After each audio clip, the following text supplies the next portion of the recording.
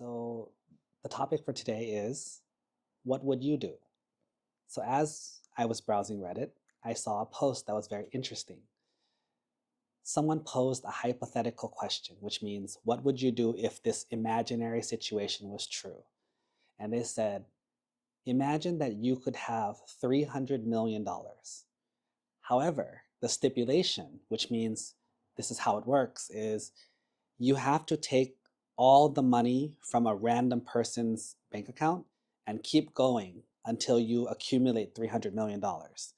You will not be put in jail, you will not get in trouble, you don't have to return the money, but the only stipulation is you're taking it from random people. Would you do it or would you not? Surprisingly, reading the comments was very interesting. Some people said, you know what, in the past I would have said no, but after getting screwed by life, I would say, take care of yourself first, so I would take it. Another person says, well, I would take it, and I would hope that I hit like a rich person and take the money from a rich person instead of poor people. And another person says, well, everyone's greedy, why not take care of myself first? I would take the money. A lot of people would take the money. But there was a couple people who mentioned something that I thought was interesting too. And they said, cleaning out someone's entire bank account could destroy their lives. How many people live paycheck to paycheck? They barely have enough money to feed their families. You're not just taking their money, you're taking their ability to operate their lives. So that also means you're taking their ability to find food for themselves, to pay for their rent, to pay debts that they were planning to pay, for their children to go to school, right? Or even medical bills to help pay for illnesses and things people have. And that's where it really kind of sat with me when I thought about it, is when you think of an action and you only think about what you will get from it, it's very easy to be persuaded to do that action because you think about what you're going to get.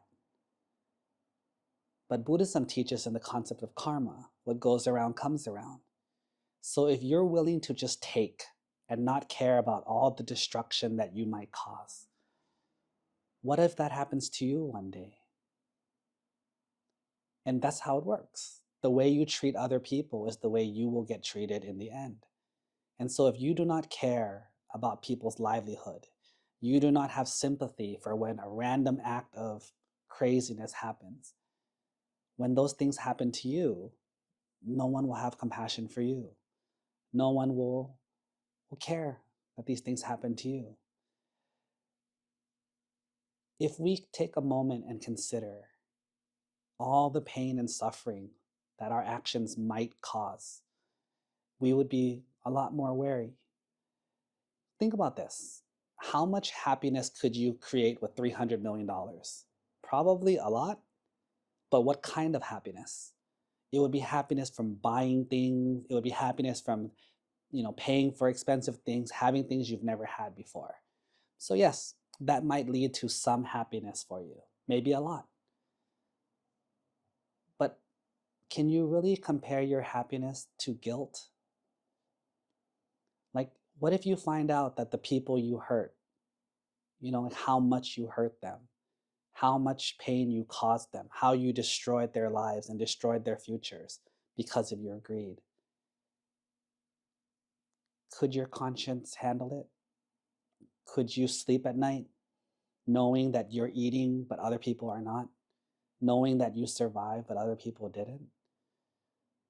And so one of the key tenets of Buddhism is to really study cause and effect.